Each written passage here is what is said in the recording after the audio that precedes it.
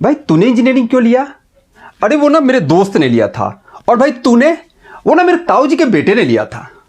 अगर हम अपने करियर के डिसीजन इस तरह से लेंगे तो कभी भी वो डेडिकेशन नहीं ला पाएंगे जो कंपटीशन को क्रैक करने के लिए चाहिए। तो बेहतर ये होगा कि पहले जानकारी लो और फिर ठोक के डिसीजन लो, ताकि जब कोई पूछे कि हाउ इज द जोश तो बोलो एज हाई एज माउंटेन।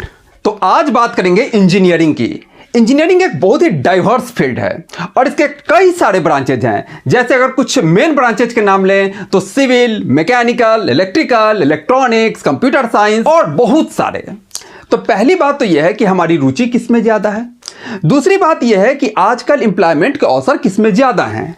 और सबसे महत्वपूर्ण बात यह हो जाती है कि हमें किस तरह के कॉलेज में पढ़ने का मौका मिलता है। अगर हम एक अच्छे कॉलेज में हैं और ऐसी ब्रांच हमें मिली है जिसकी की डिमांड काफ़ी ज़्यादा इंडस्ट्री में, तो नो डाउट हमारे पास ऑफर की कमी नहीं रहेगी। नहीं तो वो जो अखबारों में सुनते हैं 1 करोड़ के ऑफर, 1.5 करोड़ के ऑफर, वो तो दूर की बात, 25,000 की नौकरी के लाले पड़ जाएंगे। तो सारा कुछ डिपेंड करता है कि एंट्रेंस एग्जाम में हम परफॉर्म कैसे करते हैं। तो आज हम समझेंगे इंजीनियरिंग फील्ड के सबसे महत्वपूर्ण एंट्रेंस एग्जाम जेईई मेन के बारे में। इसकी क्या एलिजिबिलिटी क्राइटेरिया है, क्या पैटर्न है, क्या मार्किंग स्कीम है, क्या कट ऑफ जाता है, इन सब की चर्चा आज हम करेंगे। तो जेईई मेन के थ्रू हमें एडमिशन मिलता है NITH, that is national institute of technology, और IIIT जो कि इंफॉर्मेशन टेक्नोलॉजी के स्पेशल इंस्टीट्यूट्स हैं, और गवर्नमेंट फंडेड जो टेक्निकल इंस्टीट्यूट हैं, लाइक आपने नाम सुना होगा, जैसे एग्जांपल के तौर पे कहें तो पेक जो चंडीगढ़ का पेक हो गया, BIT मिश्रा रांची हो गया, इस तरह के अच्छे अच्छे कॉलेज हैं। इस एग्जाम को कंडक्ट करता है नेशनल टेस्टिंग एजेंसी। उसका काम ही एग्जाम कंडक्ट कराना, इंजीनियरिंग का, मेडिकल का, बहुत सारे एग्जाम को कंडक्ट कराता है। साल में 2 बार एग्जाम होगा, एक बार जनवरी में और एक बार अप्रैल में। तो सबसे पहले बात करें इस एग्जाम के एलिजिबिलिटी क्राइटेरिया की। तो पहला है, अगर इसके एलिजिबिलिटी की बात करें, eligibility for JEE main, okay. पहली एलिजिबिलिटी, पहली क्राइटेरिया तो हो गए कि क्लास 12 में या तो आप अपीयर कर रहे हो या पास कर गए हो, यानी क्लास 12 अपीयरिंग और पास्ट। अब दूसरी बात आती है कि भाई सब्जेक्ट क्या हो। तो सब्जेक्ट में आपका फिजिक्स और मैथ, फिजिक्स प्लस मैथ, ये तो कंपलसरी है ही, मेन सब्जेक्ट है। केमिस्ट्री के साथ ऑप्शन है कि केमिस्ट्री के साथ आपका बायो होगा या बायोटेक्नोलॉजी, कोई भी होगा तो काम चल जाएगा। पर फिर यहां एक बात आ जाती है कि इसका जो एंट्रेंस टेस्ट है वो होना है फिजिक्स, केमिस्ट्री, मैथ का। तो फिर अगर आप बायो लेंगे तो भी तो पेपर केमिस्ट्री का ही देना है। तो ज्यादातर बच्चे आपको लेते हैं सारे फिजिक्स, केमिस्ट्री, मैथ, जिनको ये जेईई मेन देना है, राइट। तीसरी बात, इसमें कितने आपके इस एग्जाम में कितने परसेंटेज मार्क्स आने चाहिए। तो परसेंटेज क्राइटेरिया देख लें। आपका क्लास 12 में जो परसेंटेज होना चाहिए, percentage should be greater and equal to 75%, 75% से ज्यादा मार्क्स। तो पहली स्क्रीनिंग तो यही हो गई भाई कि 75% से ज्यादा मार्क्स वाले ही बैठ सकते हैं। हालांकि कैटेगरी वाइज थोड़ी सी यहां रिलैक्सेशन है। SC ST कैटेगरी के अंदर जो आ रहे हैं उन्हें 65%, 10% का यहां रिलैक्सेशन है। यानी कि 500 में, CBSE बोर्ड के हिसाब से 500 में आपको 375 लाना होगा और इनको 325 यहां पे SC ST कैटेगरी को 325 कम से कम, और जनरल OBC इन सबों को 375, ओके। इसकी जो अगला कंडीशन है वो है भाई कि आप 3 कंजिक्यूटिव ईयर ही एग्जाम दे सकते हो। 3 कंजिक्यूटिव ईयर, इस चीज को भी जरा समझो। 3 कंजिक्यूटिव ईयर, मान लो अभी आप 2023 में अभी आपने तैयारी स्टार्ट किया, राइट। तो आप क्वालिफाई कब करोगे? 2025 में, तब आप 12 का बोर्ड दोगे, राइट। तो 2025 से 3 कंजिक्यूटिव ईयर जोड़ो, 2025 हो गया, 26 हो गया, 2026 और 2027, यही तीनों साल आप जेईई मेन दे पाओगे। अगर आपने 2025 में दिया मान लो नहीं हुआ, और फिर 2026 में आपने छोड़ दिया, नहीं दिया, तब आपके पास सिर्फ एक चांस बचा 2027। कंजिक्यूटिव 3 ईयर, जिस साल आपने क्वालिफाई किया वो साल और अगला 2 साल बस, ठीक है। यानी कि मैक्सिमम नंबर ऑफ चांसेस की बात करें तो जैसा कि हमने कहा था कि भाई हर एक साल 2 बार पेपर ले रहा है, एक बार जनवरी में, एक बार अप्रैल में, तो यहां भी 2 बार मिला, इस साल भी 2 बार मिला और इस साल भी 2 बार मिला। इस 6 चांस में छक्का मारे तो मारे, नहीं तो गए, राइट। यानी कि टोटल नंबर ऑफ चांसेस कितना हो गया आपके, हो गए 6। क्लियर ये बात? एलिजिबिलिटी इसकी क्या है इस एग्जाम की, आई थिंक क्लियर हो गया। चलो, एलिजिबिलिटी क्लियर हो जाने के बाद अब बढ़ते हैं पैटर्न की तरफ। किस एग्जाम का पैटर्न क्या है? 3 सब्जेक्ट्स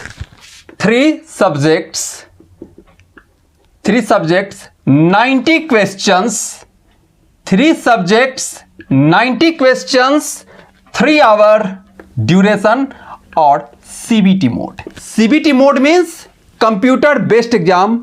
आपको क्वेश्चन पेपर नहीं मिलेगा, क्वेश्चन पेपर कंप्यूटर पे डिस्प्ले होगा, आपको रफ सीट रहेगी, रफ सीट पे आप सोल्व करोगे और कंप्यूटर पे ही ऑप्शन टिक करोगे। That is computer based test, right? Clear? कौन कौन से सब्जेक्ट हैं भाई? 3 सब्जेक्ट में कौन कौन से सब्जेक्ट हैं? ये आपका सब्जेक्ट है फिजिक्स, केमिस्ट्री और mathematics, right? Physics, chemistry, math. 90 question, यानी कि यहां भी 30 क्वेश्चन, यहां भी 30 क्वेश्चन, यहां भी 30 क्वेश्चन, ओके। प्रत्येक सब्जेक्ट की ये 30 क्वेश्चंस 2 सेक्शन में डिवाइडेड हैं, तो हम इसे कह दें सेक्शन ए और फिर सेक्शन बी। सबके साथ वही कहानी है, सबके साथ वही कहानी है, सबके साथ, तीनों सब्जेक्ट के साथ वही कहानी है। इस 30 में से 20 क्वेश्चन सेक्शन ए के हैं और 10 क्वेश्चन सेक्शन बी के हैं, राइट? क्लियर? ये जो 20 क्वेश्चन हैं वो है MCQ, multiple choice question. A B C D option रहेंगे आपको, जो सही हुआ वो वहां पर टिक कर दीजिए, कंप्यूटर में ही आपको टिक करना है, ओके।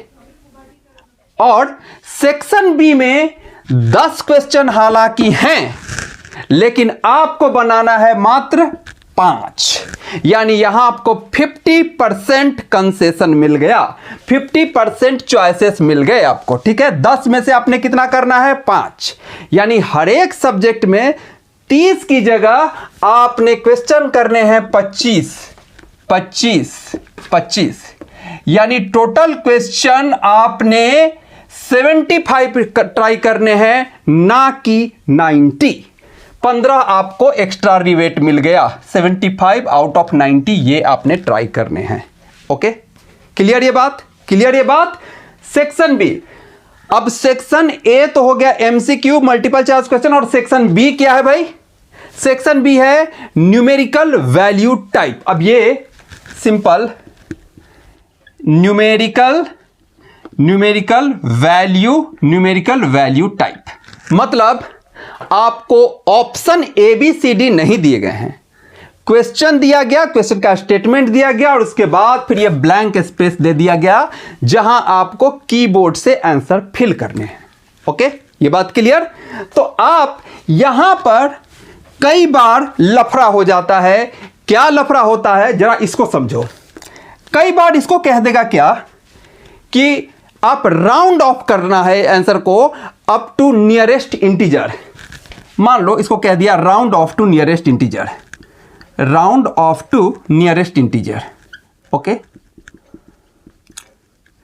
तो हो सकता है कभी दे दे कि round off to nearest integer नहीं बल्कि up to 2 places of decimal. मान लो कभी दे दिया। यहां पर इंस्ट्रक्शन आपने बड़े गौर से पढ़ना है, यहां पर कुछ भी हो सकता है, ठीक है। Round off up to 2 places of decimal, 2 places of decimal. तो यहां जरा गौर से समझो। मान लो आपका आंसर आया, लास्ट में आंसर आया 10/3। अब इसको आप 3.3 या 3.33 या 3.333 कुछ भी लिख सकते हैं, क्लियर? कुछ भी लिख सकते हैं, राइट? तो जब आप ये कहेगा कि round off to nearest integer, जब क्वेश्चन में इंस्ट्रक्शन ये है तब तो 3.3 का नियरेस्ट इंटीजर 3 ही होगा, राइट। हम राउंडिंग ऑफ का रूल जानते हैं कि भाई ये वाला अगर इधर वाला 5 से ज़्यादा हो तब उसको उड़ा दो, अगले वाले को 1 बढ़ा दो, तब हम यहाँ 4 कर देते हैं, ओके। लेकिन इस केस में ये 5 से कम है तो इसको उड़ाएंगे और यहाँ पर कोई चेंज नहीं करेंगे, तो उस लिहाज से यहाँ आ गया 3, ओके। पर अगर इंस्ट्रक्शन होता कि अप टू 2 डेसिमल पॉइंट तो हम ये भर देते 3.33, ओके। समझने के लिए एक और एग्जांपल लो। मान लो आपका जो क्वेश्चन आपने सोल्व किया और उसके बाद उसका आंसर आया, जैसे अगर आ गया 39.679, सपोज करो, एक एग्जांपल ये ले लेते हैं, राइट। तो अगर इस केस में इंस्ट्रक्शन ये होता कि नियरेस्ट इंटीजर तक ले जाना है, तब आप क्या कहते भाई, इधर वाला 0.5 से ज्यादा है, मतलब उधर वाला हटाएंगे तो नियरेस्ट इंटीजर इसका 40 हो जाएगा।